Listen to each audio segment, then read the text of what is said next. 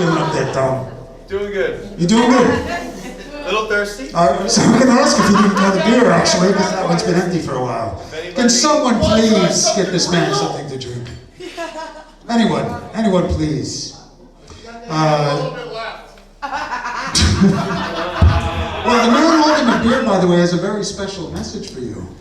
Really? Yes, he's in love with you. Oh, that is so cute. He absolutely thinks you're the bomb diggity do here at the Macabre Film Festival. And if you step over there, he'll give you his room key, number, you take care of whatever you want to take care of later. Okay, that being said, we have, I think, a heavy dose of revenge on the way. In the midst of turning the screw on you a little tighter tonight. I'm talking about the horror nerd. I'm talking about the man who runs an incredible event. Of course, we know the balls, the saucy balls that happen at Cafe Z where the Grindhouse event happens. Actually, it is something on their menu. You really have to experience these Italian meatballs. The dead father, what can I say? The stuffed meatballs, the cheese, it's unbelievable. Maybe it's just he's lucky he's in a place that has some real good food. That being said, you really should check out the Grindhouse Nights. If you're in love with horror films, it's a real nice event. They do these screens all over the room. It's a very intimate affair. It's a restaurant-style thing. It's a whole day of just drinking till you can't see straight and just enjoying some great movies. That being said, I am very proud to bring up a gentleman, the only gentleman aside from yourself in the room, Todd Staruch.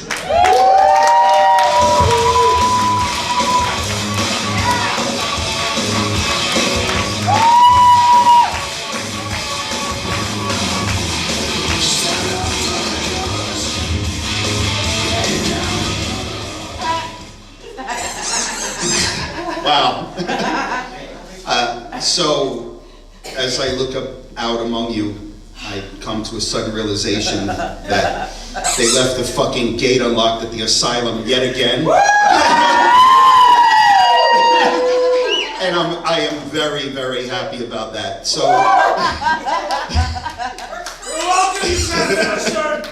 you know, it's not often that one gets an opportunity to talk about someone who is smart, and funny, and talented.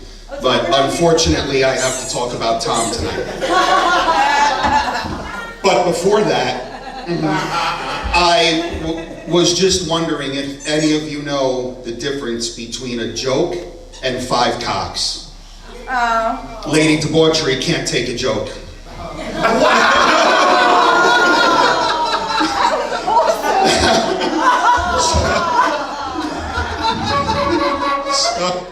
Now, Manny, as you may know, had a movie that premiered today. Manny Does Minneapolis is sure to be a very tiny hit. So if you haven't seen it, I highly, highly recommend it. Manny, I don't even have anything to come back for that. That actually was awesome. And if you're ever expecting another compliment from me, you've got a long time to Horror Show Jack here is, now I don't admit this very often, but he's actually a good friend of mine. He does great work making fangs, so if you want to get fanged by a fucking 5-foot-tall garden gnome, there you go, right there. By the way, Peter Jackson called. He wants to cast you for the role of every fucking dwarf in every fucking future Lord of the Rings movie. So at least you've got some work ahead of you for now.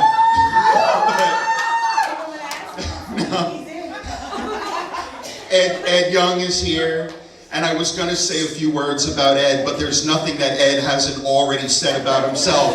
So I find myself at a loss. And I know there was some bad news a couple of days ago that, you know, Charles Manson was, I don't know, rushed to the hospital or something. Oh, wait, no. That was John Lake. It's a very common misconception, you know. So I'm glad to see that John is actually okay. He's alive and well. Although, Manny, I don't know what it says about you that he slept through your whole fucking performance. You know? But I couldn't help but notice that.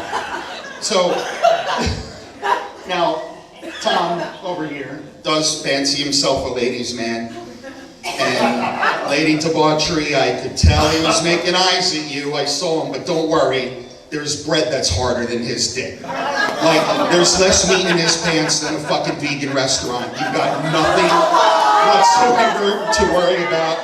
I mean, when he goes swimming in cold water, his dick gets bigger.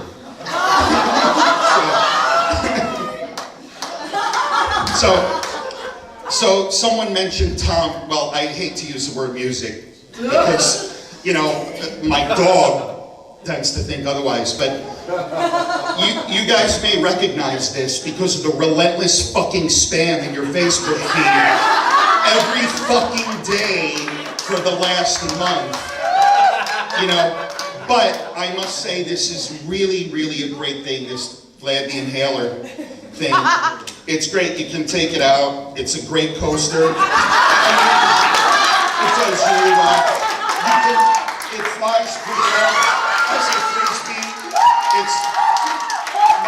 my dog had a great time with that. We had so much fun. So versatile. I mean, it comes in so handy.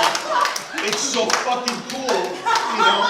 Billy Hayes came back from the fucking dead to promote that thing. That's how useful it is. It's fucking great. So, now, all kidding aside, you may ask, where can I get this? How can I get it? Can I get it online? No. Can I get it via electronic download? No. Is it on iTunes? No. But you can get it in the alley behind a sleazy fucking pool hall in Jersey City at 2 a.m. every other Tuesday. That is the only fucking place you can get it.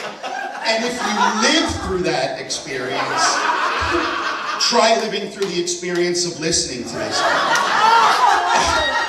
Every dog in a 50-mile radius volunteered to go to the fucking shelter and said, kill me, please, please. Just line me up and kill me. So,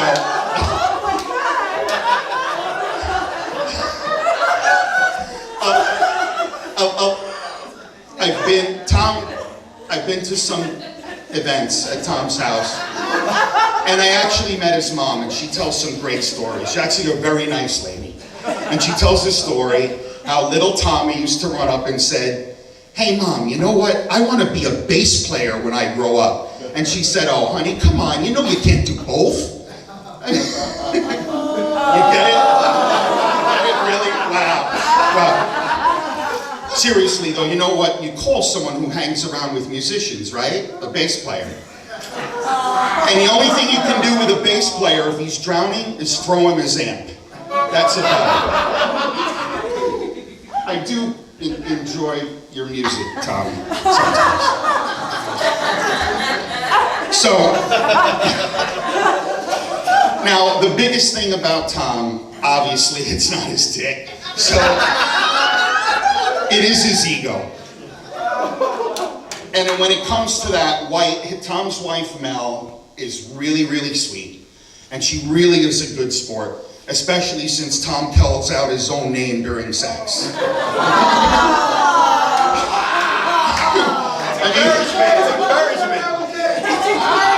I mean, I'm not saying Tom does have a big ego, but if he was banging a supermodel, he'd fantasize that he was jerking off. But wait. Don't you have to have talent to have an ego? I mean, and by the way, I'm sure that attitude of yours was pretty fucking cool back in high school. Is your ass jealous of the amount of shit that comes out of your mouth? Honestly, right? Wow! I mean, his head is so big he has to step into his shirts. I mean, Jesus Christ, right? He loves to be the center of attention. At a funeral, he's upset that he's not the fucking corpse.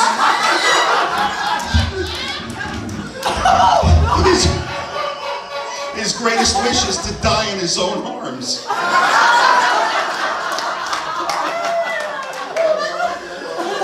By the way, are you still paying off your student loans to Poser School? I'm just wondering about that. I know that can be very expensive, but you know what? At least he's he's not obnoxious like so many people. Right. He's obnoxious in totally new and super obnoxious ways. One thing I will say about Tom is he's a self-made man. And how nice it is of him to take the fucking blame for that.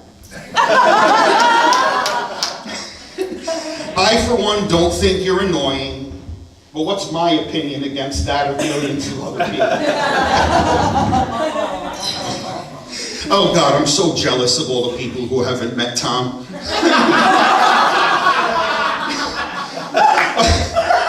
I just noticed that Russ Hackett, who wrote a movie that we participated in called Rap, it was Russ's first writing experience, first acting experience, and I gotta tell you, you've already got the tall, creepy, retarded giant genre completely locked up, dude.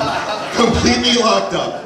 No one will ever be able to compete with that. So, but back to Tom.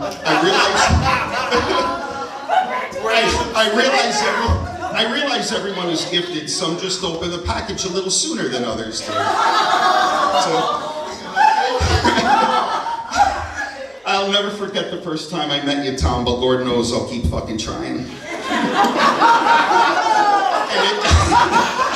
And if you already hate Tom, just wait. You'll really fucking hate him by the time this weekend is over. And in closing, Tom, just remember, just because you have one doesn't mean you have to act like one. And I love you, Tommy, but clearly not as much as you fucking love yourself. Yes, you do. Yes, you do.